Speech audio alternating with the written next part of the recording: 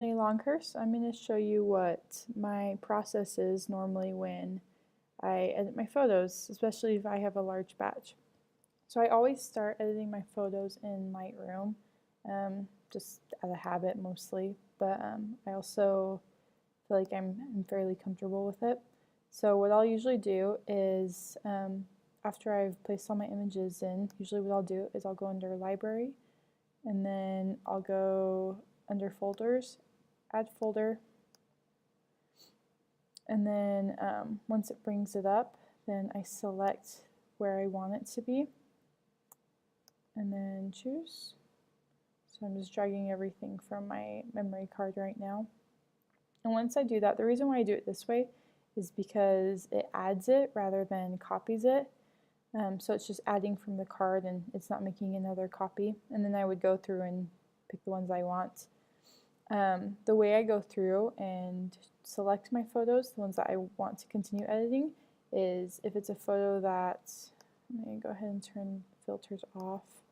If it's a photo that I don't want, for example, these photos were blurry and I didn't want them, so you could just press X and it'll mark it as reject, but if you do Shift X, it'll go to the next photo, and then Shift P selects them as ones that you're picking. And I usually just do this fairly fast the first time I go through, and then go flagged, and then it will show all the ones that you've selected, and then I'll refine it from there. For example, let's say this photo, it's not necessarily the most flattering, but we're going to edit it. Usually what I'll do, obviously go under Develop, and you know the rules of how to make this look nice. I'm on a Mac, so I would want my screen at 50%. So I would drop that down quite a bit. And then I usually just use the sliders, honestly, up here.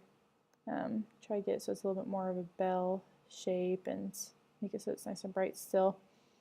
If I wanted to, say, sharpen it, this is something that I learned that I really like to do. So I would go, usually I go to the eyes, just because that's usually what you want to be the sharpest. And you bump your sharpness all the way up. And then go under Radius, hold Option, and while you drag it, you want to make it so that you just have it just enough so that you could just see the details of the hairs. So I have it so now the eyelashes are pretty detailed. And then under Detail, holding Option again or Alt, drag that as well. Probably about right there. You don't want to go too much. And then masking, you want to go until the only things that are white are the things that you want to actually sharpen. So you move that, and then you can move your slider here. You already see there's kind of a big difference of that all the way versus not. Usually find something right there. And then, I don't know how well you could see there, but it's a pretty good difference for me. And then let's say I want to do vignette on here, which I usually only do if I'm kind of in a rush. So I'll drop that down all the way, and then you move the midpoint so that it's not clipping it on any of the edges. You want it so that all of your edges on your image here are shown well. And then roundness, same thing, you don't want to lose too much. So about right there, and then I always bump feather up all the way, highlights all the way, and then I move this. I always put it back here towards 0, and then I slowly, and this is usually about as far as I go. Doesn't seem like much, but then you go like this, and it definitely makes a difference. I like vignetting just because it puts the focus on something. Now if I want to save these changes and edit them in Photoshop, on my laptop I just do Command E, and I'll open them up into Photoshop where I can continue to edit the photo. So once that opens, I have kind of a slow computer, so it might take a moment. So I'll go ahead and maybe open this one up while we wait. Let's say I already edited this, which I didn't. Let's go ahead and do that.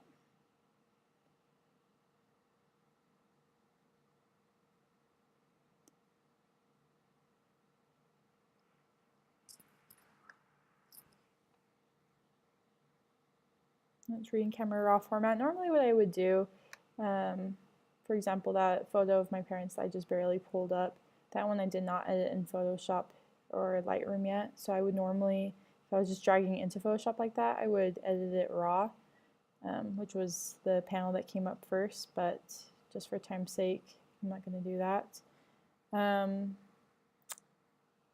I bet that other photo I did, yep, it looks like that one's starting to get ready actually. So I'm going to show you now how to add a vignette in here, and how to, with the same settings that you have on the vignette, to kind of use it almost like a dodge and burn without messing with the vibrance on it or anything like that. And it kind of keeps the glow away.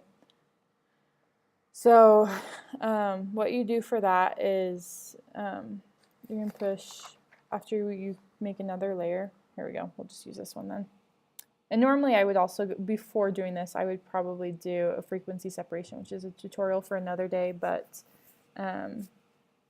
you can, it's fairly easy. It's almost a similar process. There's another tutorial on Visual Society that you could do that for. But what I would do is, so make another copy, and then go Shift Delete, and you want to say 50% gray there.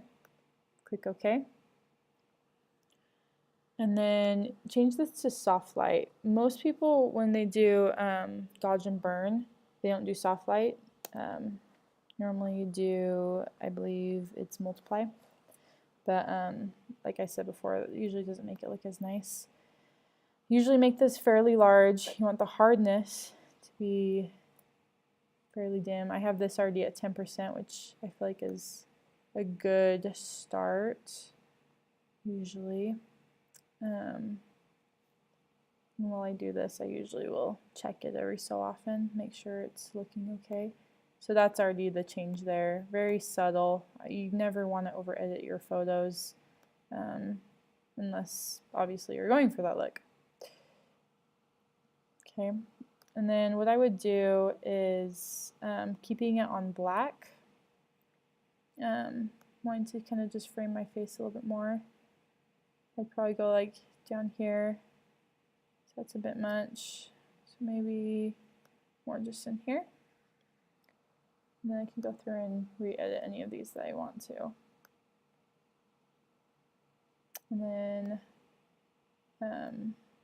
probably color in there just a bit.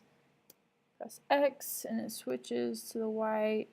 I have a weird mark there, so I can get rid of that a bit. Darken things, you can lighten things. For example, on eyes, if I wanted to even just lighten, oh, hello. If I wanted to even just mess with my eyes a bit, you always want the light, if you're messing with these, you want the lightest part over here to be across from where the light is reflecting. Just makes it look a little more realistic. So you can also go in and sharpen this. Anyway, very subtle, but I believe it makes the world of a difference when you are editing photos. So, thank you.